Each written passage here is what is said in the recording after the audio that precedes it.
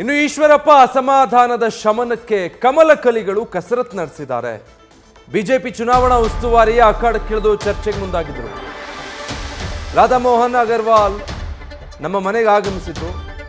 ಯಾಕೆ ಸ್ಪರ್ಧೆ ಮಾಡ್ತಾ ಇದ್ದೀನಿ ಅಂತ ಅವ್ರಿಗೆ ಸ್ಪಷ್ಟವಾಗಿ ಹೇಳಿದ್ದೀನಿ ಅಂತ ಈಶ್ವರಪ್ಪನವರು ಹೇಳಿದ್ದಾರೆ. ಚುನಾವಣಾ ಉಸ್ತುವಾರಿಗಳ ಭೇಟಿ ಬಗ್ಗೆ ಈಶ್ವರಪ್ಪ ಈ ರೀತಿ ಮಾಹಿತಿ ಹಂಚಿಕೊಂಡಿದ್ದಾರೆ. ಮಗನನ್ನ MP MLC ಮಾಡುವ ಉದ್ದೇಶ ಇದರಲ್ಲಿಲ್ಲ, ಪಕ್ಷ ಶುದ್ಧೀಕರಣ ಆಗಬೇಕು ಅಂತ ನಾನು ಸ್ಪರ್ಧೆ ಮಾಡ್ತಾ ಇದ್ದೀನಿ ಅಂತ. ಉಸ್ತುವಾರಿ ಭೇಟಿ ಬಳಿಕ KS ಈಶ್ವರಪ್ಪ ಪ್ರತಿಕ್ರಿಯಿಸಿದ್ದಾರೆ.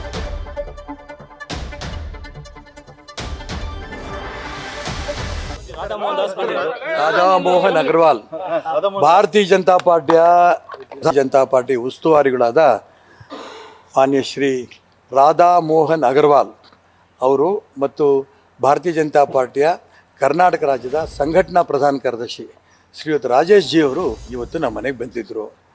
ಅವರು ಬಂದು ಈ ರೀತಿ ಚುನಾವಣೆಗೆ ನಾನು ಸ್ಪರ್ಧೆ ಮಾಡ್ತಾರೆ ಅಂತ ವಿಚಾರದ ಬಗ್ಗೆ ಚರ್ಚೆ ಮಾಡಿದ್ದಾರೆ. ನೀವು ಚರ್ಚೆ ಮಾಡಿದಂಥ ಸಂದರ್ಭದಲ್ಲಿ ಯಾತಕ್ಕೆ ನಾನು ಚುನಾವಣೆ ಸ್ಪರ್ಧೆ ಮಾಡ್ತಾ ಇದ್ದೀನಿ ಅನ್ನಂತೂ ಕಂಪ್ಲೀಟ್ ಅವ್ರಿಗೆ ಸ್ಪಷ್ಟವಾಗಿ ಹೇಳಿದ್ದೀನಿ.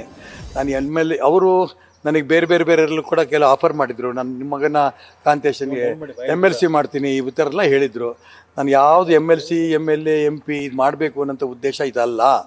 ಪಕ್ಷ ಶುದ್ಧೀಕರಣ ಆಗಬೇಕು. ಒಂದು ಕುಟುಂಬದ ವಿರುದ್ಧವಾಗಿ ಇವತ್ತು ಅನೇಕ ಇಡೀ ರಾಜ್ಯದ ಕಾರ್ಯಕರ್ತರು ಹಿರಿಯರು ನೋವು ಅನುಭವಿಸ್ತಾ ಇದ್ದಾರೆ.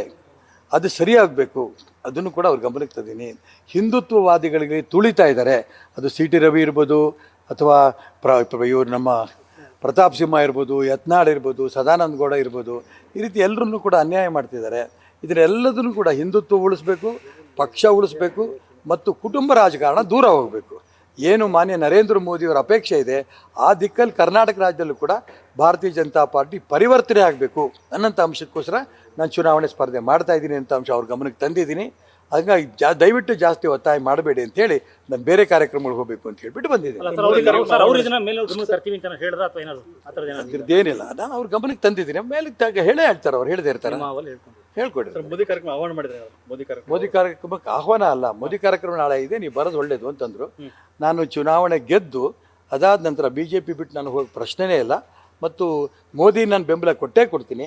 ಆ ಲೆಕ್ಕದಲ್ಲೇ ಮೋದಿ ಜೊತೆ ನಾನು ಇರ್ತೀನಿ ಅಂತ ಇಡೀ ಶಿವಮೊಗ್ಗ ಲೋಕಸಭಾ ಕ್ಷೇತ್ರ ಜನನೂ ಹೇಳ್ತಾ ಇದ್ದಾರೆ. ಆಗ ನಿಮಗೆ ಬೆಂಬಲ ಕೊಡ್ತೀನಿ ಅಂತ ಅವ್ರು ಹೇಳ್ತಾ ಇದ್ದಾರೆ.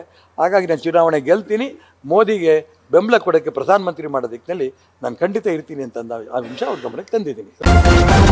ನ್ಯೂಸ್ ಫಸ್ಟ್ ನಿರ್ಭೀತಿಯಿಂದ ನಿಮ್ಮ ಪರವಾಗಿ.